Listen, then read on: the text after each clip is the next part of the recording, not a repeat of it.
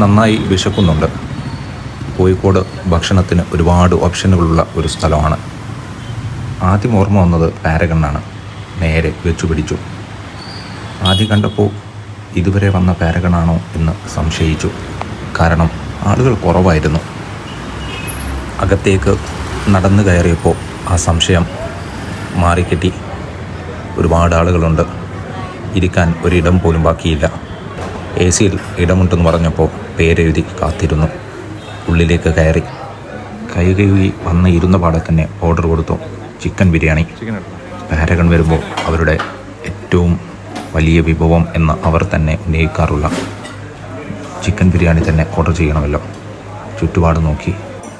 ചുറ്റുമുള്ള ആളുകളൊക്കെ ഭക്ഷണത്തെ കാത്തിരിപ്പാണ്. തൻ്റെ അവസരത്തിനായി കാത്തിരിക്കാൻ. മുന്നിൽ വിരിച്ച പേപ്പറിൽ കോഴിക്കോടിൻ്റെ ചില ചിത്രങ്ങൾ കൊത്തിവെച്ചിരിക്കുന്നു.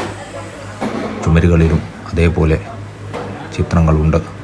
മനോഹരമായ ഇൻറ്റീരിയറാണ്. കുറച്ചു നേരത്തെ കാത്തിരിപ്പിനൊടുവിൽ അതാ എൻ്റെ ഭക്ഷണം വരികയാണ്. ഇവിടെ വന്ന് ഒരുപാട് തവണ കഴിച്ചിട്ടുണ്ട്.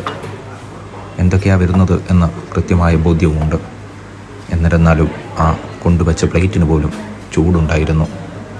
പലയിടത്തും നമുക്കത് കിട്ടാറില്ല എന്നത് ഒരു വിഷമസമിതം പറയട്ടെ.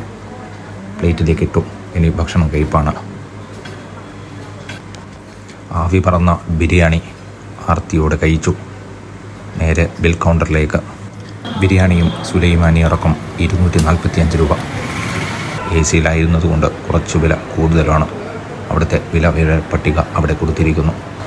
വിവിധ ഭാഗങ്ങളിലായി ഇവർക്ക് ഡൈനിങ് ഏരിയകളുണ്ട്. 4 തരത്തിൽ. അത് മറ്റൊരു വീഡിയോയിൽ നമുക്ക് ഉൾപ്പെടുത്താം.